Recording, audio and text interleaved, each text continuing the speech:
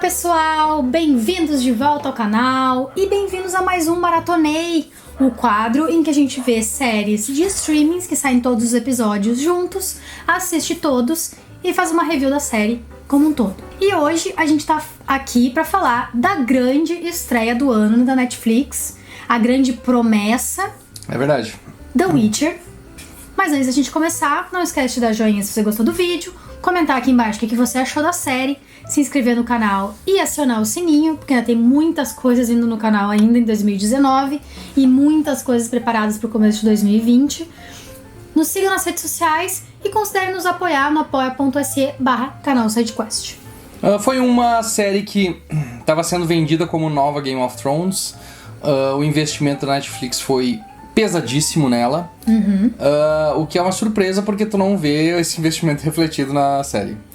Fora o Henry Cavill, que eu acho que é a coisa mais cara dessa série inteira. Certamente. Os efeitos especiais não são lá grandes coisas, ela é bem simplória. Os figurinos são meio... ok. Eu achei os figurinos mais ou menos, eu também achei... A fotografia meio eu acho pobrezinha. Eu acho que a peruca do Henry Cavill é horrível. Eu não tinha pensado nisso. Porque eu acho que o que tu quer é que pareça natural. Sim. Porque no personagem parece natural. Parece. Aquele é o cabelo de verdade dele. É. Mas no Henry Cavill não parece natural. Pois é, né? Não tinha pensado nisso. Eu achei... Eu sempre fico olhando as perucas, porque quando a peruca é ruim, tipo, estraga um pouco, sabe? Da imersão no personagem. 2 de 10 por causa da peruca, então. Mas... Não, ainda é uma série muito boa. É isso que eu ia dizer. Eu ainda achei uma série muito boa, apesar de tudo.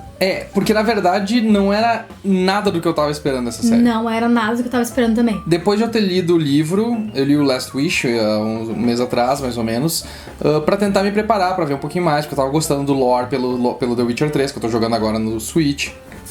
Eu tava gostando bastante da ideia, vamos dar uma ouvida pra ver como é que é. E o livro, ele é complicado, porque ele não é ideal pra fazer uma adaptação de uma série de TV. Porque ele é segmentado em contos, e esses contos não têm um plot principal. Eles são lembranças do Witcher, etc, etc. Eles disseram que eles não iam se focar nas tramas do jogo, e que eles iam se focar nas tramas dos livros. Então, quando eu terminei de ler o livro, eu pensei, olha, vai ser uma série um pouco mais... tipo as séries semanais que a gente assiste, né? Que todo episódio vai ser uma aventura nova dele. E eu tava extremamente feliz com essa ideia, se fosse seguir desse ponto. Só que eles realmente tentaram criar uma amarração com o plot que acontece lá no 6º, 7º livro, onde realmente começa a acontecer as coisas que aconteceram nessa série em relação a Yennefer, em relação a Ciri, em relação a Novigrad, em relação a Nilfgaard.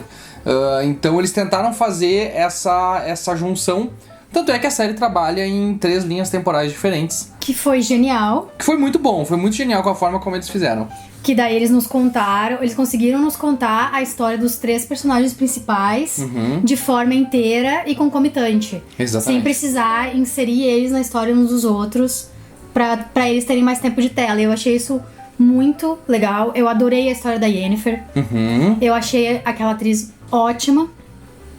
Gostei muito dela e gostei muito da história dela. Era a minha parte preferida da série, era ver a Yennefer. E se eu vou fazer uma crítica à série narrativamente, é que eu achei que eles não tomaram tanto tempo pra explicar melhor a questão da Frangilla e de por que ela quer acabar com os bruxos e de por que os bruxos estão inseridos nessa guerra com Nilfgaard. Eu acho que isso ficou mais subentendido em relação ao que tá acontecendo lá em Nilfgaard. Porque lá eles têm a chama, a chama do amor eterno. Branca. Chama do amor eterno. Não lembro, é um nome estranho, chama eterno, alguma coisa assim. Que é uma religião que caça bruxos, que pune bruxos e que tem bruxos trabalhando pra eles, sabe? Então eles têm essa questão da religião levada ao extremo. Né? Inclusive tem várias... Isso aí tu descobre mais no Wild Hunt, que é o jogo, não tem tanto na história principal do livro, mas ela mostra bastante essa história porque acaba sendo um pano de fundo, mas que afeta diretamente a vida do Witcher e das outras pessoas que ele conhece, né? Então... Porque esse é um mundo que eu achei estranho que eles não explicaram a moral desse mundo. Não. Na trama daquele episódio onde ele vai e conhece os elfos, vê o que os elfos estão acontecendo, e isso é uma coisa que pra mim foi um ponto negativo da narrativa, que as partes mais filosóficas e as partes que são mais de world building, mas na questão assim de mostrar a motivação dos personagens, que é muito claro nos livros, não teve nessa série. Faltou, toda vez que tinha um conto, esse conto tinha limado a parte mais interessante, que era o conflito filosófico. Porque o Witcher sempre é isso, é tipo assim, nada é simples que tu vai resolver matando um personagem, nada é tão simples que as tuas escolhas não vão afetar os outros. Todas as escolhas que ele faz e que os personagens fazem, elas vão afetar, elas afetam o mundo onde eles estão. Então, por exemplo, quando ele vai lá com esses elfos, por exemplo, eles estão aprendendo a ser fazendeiros. Que eles nunca tiveram que fazer isso quando eles eram deuses. Mas como eles eram senhores da terra. Mas como os humanos foram jogados nesse mundo, entraram nesse mundo do nada alguns anos atrás, e eles começaram a se proliferar que nem pragas, eles acabaram empurrando os elfos pra fora. Então eles não sabem como sobreviver. Então aquele diabrete estava ajudando eles, dando sementes para que eles aprendessem a ser fazendeiros. E o Witcher diz, vocês precisam aprender a conviver com os humanos ou vocês vão morrer. E aí o cara diz, então eu não vou fazer isso e eu vou viver mais que tu e tu vai morrer e eu vou estar aqui rindo da tua cara. Ele disse, mas quando tu morrer, e tu vai morrer daqui a um tempo e vai ser uma morte miserável, com todo o teu povo morrendo junto, sendo extinto, tu tá disposto a viver com isso? E aí o cara diz assim, não, tô disposto a viver com isso. E acaba assim, sabe? Eles dois se respeitam, os dois seguem seu caminho, mas tem toda essa profundidade que não foi explorada na série.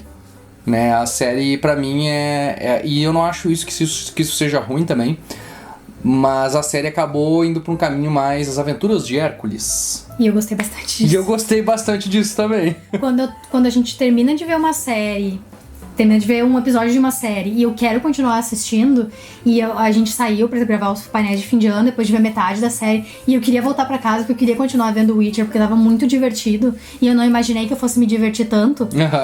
Eu acho que isso fala muito sobre a qualidade narrativa da série e o quanto ela tem pra te divertir, porque a gente não fala muito disso aqui no canal, porque a gente fala mais das questões técnicas, claro, narrativa, mas a questão entretenimento também conta. Claro, com certeza. Nisso. A gente só não pode, a gente só não prevalece o entretenimento às outras coisas, mas que essa série nos entretém também é um ponto positivo. Claro. E outra coisa, que agora eu lembrei, que eu achei que foi um pouco subdesenvolvida, foi o relacionamento entre a Yennefer e o Geralt. Acho que ficou bem corrido ali naquela narrativa. Eu acho que talvez se eles tivessem deixado eles se encontrar um pouquinho antes e a gente visse eles se encontrar mais vezes, talvez a gente conseguisse ver melhor esse desenvolvimento.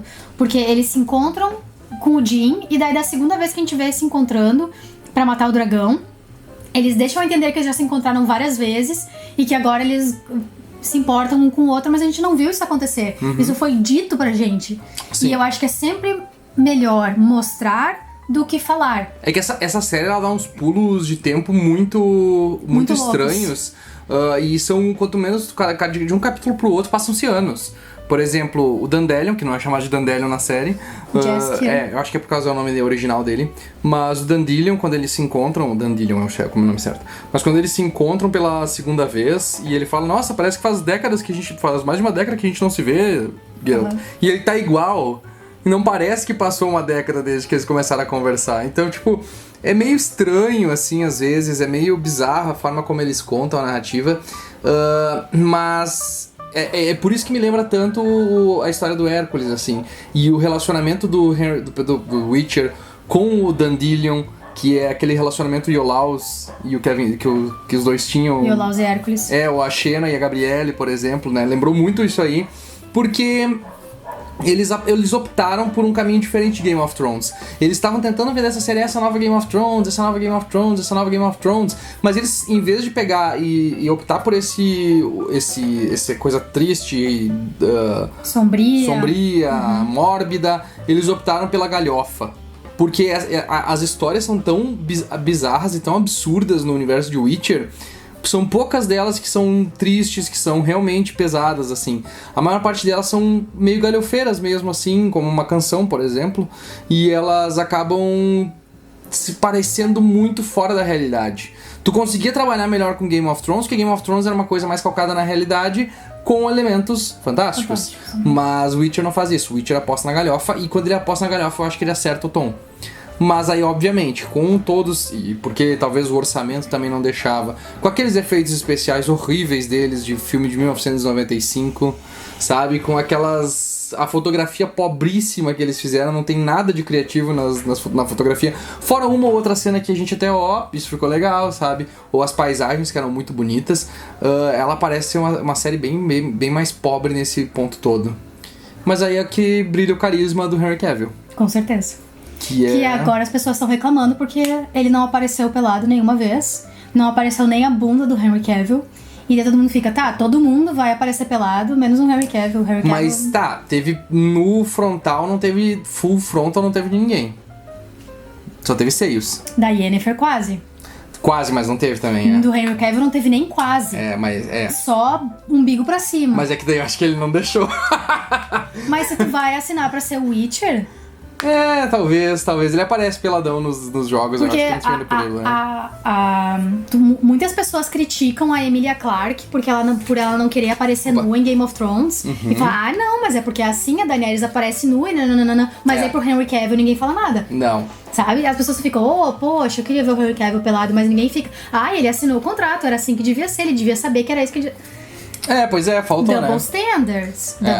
E daí, a atriz que faz a Yennefer, que não é nem um pouco conhecida, jura que ela ia poder dizer, não, eu não quero mostrar os meus seios. Aí fica essa questão aí, torcer pra que no próximo, talvez ele então abra mão um pouquinho de mostrar a bunda. Jura, vai abrir mão cada vez menos. Mas o que é interessante é que realmente ele carrega 80% da série nas costas, eu acho, porque ele é muito carismático. E ele conseguiu emular a voz do Witcher muito bem. E ele luta muito bem. Toda vez que essa série tem uma luta, é um negócio fora da casinha. Eu me senti falta dele usar mais os sinais. Ele usa bastante poção, mas ele não usa tantos sinais. Eu senti falta de ter talvez algo mais com monstros, porque acho que ele enfrentou 2 monstros. 2 tipos de monstros, 3 tipos de monstros no máximo. Os corpos, os necrófagos. Aquele primeiro que ele mata, e os outros foram tipo meio que... A Striga. Mas ele não chega a enfrentar a Striga porque ele só se esconde dela, né? Mas enfim, foi poucos momentos. Os humanos são os maiores monstros. Isso é uma verdade. Mas é interessante... A não ser que tu considere a Renfrey um monstro. Ela se considera? Não, mas aí é humano, né? Porque não era um monstro de verdade, era um humano ali, né? Mas nesse ponto, assim, eu acho que só isso eu acho que poderia ter mais. Eu entendo que o roteiro não dava tanta oportunidade pra ter lutas assim, mas teve alguns momentos que eu achei que foram muito bem feitos. A luta dele quando ele se torna o carniceiro de Blaviken, eu acho que foi sensacional. A luta dele quando eles estão naquela história da Lei da Surpresa, também foi muito bem feita. Aquela história é muito legal, a gente já tinha ouvido ela no audiobook também. Só um parênteses, o Lord Ouriço, é muito engraçado porque o nome dele é Lord Ouriço, né? Ele parece um Vessen de Green. Não faz essa cara porque tu assistiu toda a primeira temporada. Eu não lembro o que é um Vessen. Eu não sei o que é um Vessen. Eu não lembro nada de Green. É bicho de Green. Misael se fazendo de louco. Porque ele viu e ele sabe do que eu tô falando. Eu não sei do que tu tá falando. Sabe, sim. E uma coisa que é interessante também, que é muito engraçado isso, mas... o fato de ter o Henry Cavill como Witcher faz com que todo mundo pareça muito feio nessa série. Inclusive, os par românticos dele não chegam aos pés dele. De tão gato que ele é, mas enfim, né? Ele é igual a Rachel Weisz em A Múmia, né? Eu brinquei uma vez esses dias dizendo que a Rachel Weisz não tem mulher hétero e não tem homem fiel perto dela na Múmia. E o Henry Cavill é a mesma coisa, não tem homem hétero e não tem mulher fiel. Mas é verdade, ele é bonitão pra caralho. Mas eu acho que o Brendan Fraser se equipara a Rachel Weisz em A Múmia. Eu ia botar uma foto dele aqui agora de 2019. Tu pode... Aqui. Não, 2019. Pelo amor de Deus, em A Múmia. Porque em A Múmia também é onde a Rachel Weisz está mais bonita. Eu acho que eu nunca não lembro de ver a Rachel Weisz mais bonita do que ela está no primeiro A Múmia. Mas ok, foi uma piadinha que eu fiz. É verdade, isso é verdade. Ela nunca teve tão bonita assim. E o Brendan Fraser também. O Brendan Fraser tava pau a pau com ela naquela época. Mas aí é que... tem tudo isso e tal, aí eu acho que na caracterização de alguns personagens eu acho que ficou devendo bastante. Eu não gostei muito da guria que faz a Ciri. Eu achei que ela parecia a Breya de Cristal Encantado. Ela parecia um Gelfling. E eu fiquei deprimido com a versão da Triss que eles fizeram. Porque eu tinha uma imagem dela na cabeça, eu tinha o jogo na cabeça, e quando ela apareceu, tipo, não tem nada a ver. Mas enfim, eu sei que eles optaram por fazer diferente, só que ela é tão mirradinha, tão pequenininha. Ok, vai lá, vamos embora. Vamos adiante, pelo menos dá pra acertar tudo. E eu acho também que quando a história finalmente encaminha pro plot, eu acho que ela perde um pouco da graça. Porque, eu não sei tu, mas eu achava muito mais interessante ver essas aventurinhas dele por lá. Por aquele reino. Com ele resolvendo os mistérios, com ele resolvendo os problemas. Mas tu acha que ele não vai continuar fazendo isso junto com a Ciri? Não, talvez ele continue, mas eu já tava achando legal, eu tava preferindo essas histórias do que o plot principal. Sabe, tipo, eu não acho que talvez não li os outros livros, vou deixar pra ler o próximo agora, pra ver o que vai acontecer. Mas eu acho que faltou um pouquinho, assim, dessa questão, assim, de focar mais nisso e não ficar se preocupando em fazer necessariamente uma série com um plot extenso, deixar isso pra mais adiante. Mas eu acho que eles queriam. Exatamente, eu acho que toda essa primeira temporada foi uma grande lei da surpresa, entende? Foi tudo levou até ali, inclusive eles se desencontrando em Sintra. Foi tudo, a gente tá vendo tudo que levou ele a chegar até onde ele tá, e ele ia chegar lá onde ele tá de qualquer maneira. E eu acho que eles não teriam como fugir disso, porque isso é uma coisa muito importante na história do Witcher, né? Se eles não contassem essa história, eu acho que... Mas eu acho que isso é mais também pra ter o cliffhanger, pra ter algo que vai unir as próximas temporadas. Mas qual é o cliffhanger? O cliffhanger foi os dois se encontrando, e agora o que eles vão fazer? Porque o Nilfgaard tá atrás deles, eles acabaram de destruir aquela... Soden. Eu não sei na verdade se eles tomaram Soden ou não ficou claro isso, né? A gente teve aquele ataque que eu acho que... E a Yennefer sumiu. Os magos, de alguma forma, foram muito medíocres ali naquele enfrentamento. E as políticas também deles eu não achei assim tão interessantes assim a ponto de, nossa, olha que diferente, que incrível. Mas eu acho que foi o ponto mais fraquinho assim pra mim da temporada, porque eu tava gostando bastante das outras histórias. A história do dragão, que foi muito legal ver aquela história deles ali, e ver os outros contos mais famosos, como Last Wish mesmo, que é um conto incrível, muito, muito interessante sobre como ele acaba preso junto a Yennefer. E eu descobri isso no jogo, porque não fala no livro também o que ele desejou, mas o desejo que ele fez foi no sentido de... Não era pra lá? Não fala. Não fala. Porque se eles não falaram na série, eu acho que não é pra gente saber ainda. Que isso vai fazer eles se questionarem bastante no futuro sobre por que eles estão assim ainda. Isso me lembra também que outra questão, porque apesar de eu achar que a Yennefer... Eu adorei a história de origem da Yennefer, e eu acho que ela foi muito bem desenvolvida na história de origem dela, e depois eles meio que perderam quem a Yennefer é. Porque eu sei que ela quer ser mãe, mas eu não entendo por quê. Eu não entendi por que ela quer ser mãe também, porque tipo, ela nunca diz isso em nenhuma das histórias, assim, ela tem esse interesse. E uma coisa que é interessante é que o Witcher, ele meio que consegue ver ela, sabe? Tipo, e ele pergunta, porque ele sabe da história que as meninas que são recrutadas pra ser bruxas normalmente eram feias. Ele pergunta assim, o que você era? Você era uma corcunda? E aí ela, tipo, olha pra ele assim, e ele meio que, tipo, se fraga que ela era mesmo, quando eles estão naquela briga. E eu acho que a luta contra o Jin é muito interessante, que eles deixaram meio de lado, assim, que é a Yennefer fazendo aquilo que ela fez contra o assassino, criando vários portais. E aí os dois tentando fugir, sempre vem o Jin atrás deles, ela cria outro portal e destrói toda a cidade fazendo isso, sabe? Mas, porque ela sabe controlar os portais, ela não é tão perdida assim, ela sabe onde ela tá colocando as coisas, os portais dela. Mas enfim, são detalhes pequenos, eu acho que todos eles foram muito legais. Gostei muito do Dandelion, gostei das músicas que ele fez. Eu acho que é um dos pontos altos da série, são as composições também. Eu não entendo por que as pessoas não gostam das músicas dele, porque ele canta muito bem e as músicas são ótimas. É zoeira, você parece uma torta sem recheio. Cara, foi genial aquilo ali. Mas é ele zoando o Dandelion, ele se importa pra caralho com ele, gosta pra caralho dele também, e os dois sempre se ajudam. E o Dandelion é um pau no cu do caralho, porque ele fica mentindo nas músicas dele também, porque depois ele começa a dizer que as coisas que o Witcher fez, na verdade, ele fez e salvou o Witcher das paradas. Então ele começa a tomar crédito pelas coisas, isso é muito engraçado também. Mas ele foi um bom personagem, acho que foi uma das melhores adaptações que teve também, junto com o Lobo Branco.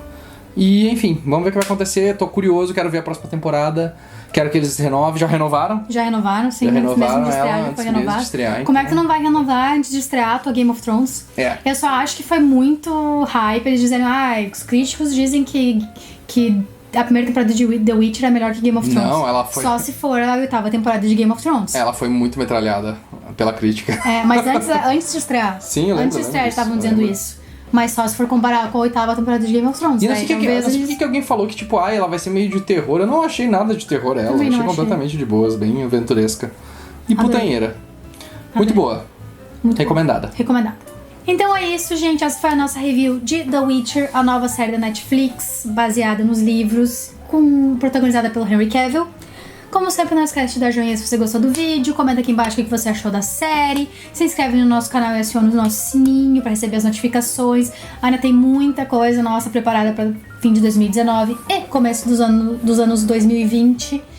Também tem várias coisas que já estamos preparando, então fiquem ligados. Nos sigam nas redes sociais, temos grupo fechado e página no Face, temos perfil pessoal e do canal no Insta e no Twitter. E considere ser um dos nossos apoiadores no clube de canais aqui do YouTube ou no apoia.se/canal Sidequest, tá bom? Até a próxima!